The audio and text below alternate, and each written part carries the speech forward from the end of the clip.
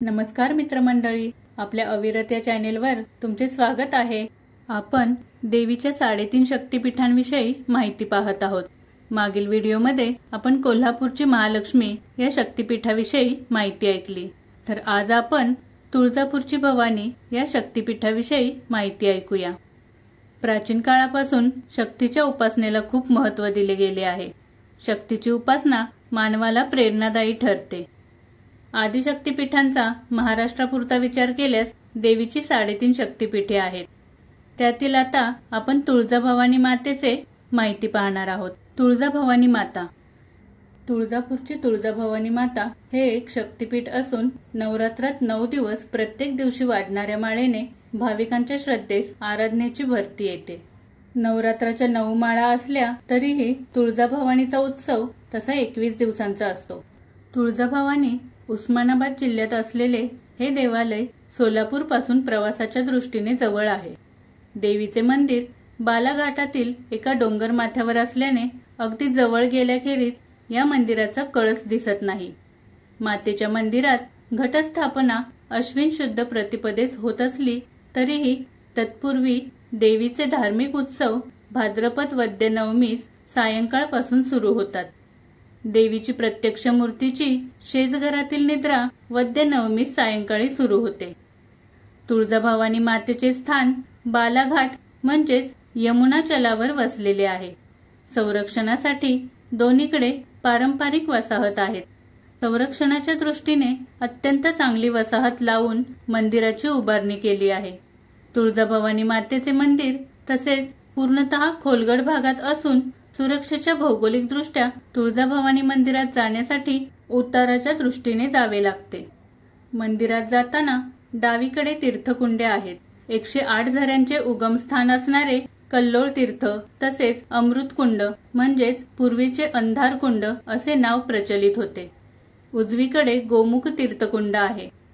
तुळजाभवानी मातेस पार्वतीचा अवतार समजण्यात येते, त्यामुळे गोमुख तीर्थकुंडातही महादेवाची मूर्ती आहे। त्या पाठीमागे दत्त पादुका आहेत। त्यानंतर पहिल्यांदा कोणत्याही कार्यास सुरुवात करताना गणेश दर्शन करणे हे पुराणातून सांगितले आहे। त्यामुळे गणेश दर्शन करून तुळजाभवानीच्या मुख्य रावरंभा निंबाळकर दरवाजामधून देवीच्या मंदिरात प्रवेश केला जातो। गणेश मूर्तीच्या पाठीमागे मार्कंडेय ऋषी आहेत। उजवीकडे तुळजाभवानीचा नगारखाना आहे। त्यानंतर अवघ्या पूर्वीच्या 5 पायऱ्या उतरल्यानंतर देवीचे होमकुंड आहे। होमकुंडाचे मंदिर पुरातन हेमाडपंथी आहे। होमकुंडावर उजव्या बाजूस टेकून गणेश मूर्ती आहे। होमकुंडाच्या पायाशी रक्तभैरवाची मूर्ती आहे। तुळजाभवानीचे होमकुंड सुमारे 10 फूट लांब रुंद असून साधारण 7 फूट खोल आहे। वर्षाला अश्विन शुद्ध दुर्गाष्टमी ते अश्विनी पौर्णिमा या कालावधीत होमकुंड प्रज्वलित असते। त्यानंतर तुळजाभवानी मातेच्या मुख्य स्थानाविषयी देवीचा सीमोल्लंघन पार आहे। सीमोल्लंघन पाराची रचना ही अत्यंत पुरातन असून पूर्णतः दगडी बांधकाम केलेले आहे। साधारण 12 फूट लांबी रुंदीचा सीमोल्लंघन पार आहे। पारावर खोलगट सुपारीच्या आकाराचे छोटे छोटे खड्डे आहेत। देवीच्या सीमोल्लंघन पारावर जाण्यासाठी केवळ पश्चिम बाजूने वर जाण्यासाठी रस्ता आहे। सीमोल्लंघन पाराच्या मध्यभागी पिंपळाचे प्राचीन झाड आहे। सीमोल्लंघन पारावर सूर्योदयाचा प्रकाश येतो, त्यामुळे देवीच्या मुखावर सूर्यप्रकाश येतो। तुळजाभवानीचा मुख्य दरवाजा पितळी असून नेपाळचा राजा परमार हा देवीचा निस्सीम भक्त होता असा इतिहास सांगण्यात येतो। त्यामुळे तुळजाभवानीचे स्थान केवळ राज्य आणि दक्षिण भारतातल्या महत्त्वाच्या तीर्थक्षेत्राच्या मर्यादित नव्हते हे आजही स्पष्ट होते। पितळी दरवाजातून देवीच्या गाभाऱ्यासमोरील परिसर दिसतो। त्यानंतर देवीचे मुख्य सिंहासन आहे। देवीच्या सिंहासनाच्या उत्तर बाजूस देवीचे न्हाणीगृह आहे। देवीच्या मुख्य गाभाऱ्याबाहेर सभा मंडपाच्या बाजूला देवीचे शेजघर आहे। शेजघराच्या स्थानात देवीचा पाळणा आणि चांदीचा पलंग आहे।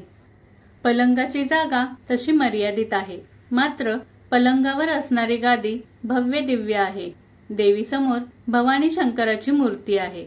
भवानी ही पार्वतीचे रूप आहे। भवानी शंकराच्या समोरील सभा मंडपात दगडी खांबावरच मंदिराची उभारणी केली आहे। तुळजाभवानीच्या तीर्थक्षेत्रात विष्णू स्थानास महत्त्व आहे। देवीच्या मंदिराकडे जाताना पुरातन ओवरीचे स्थान आहे।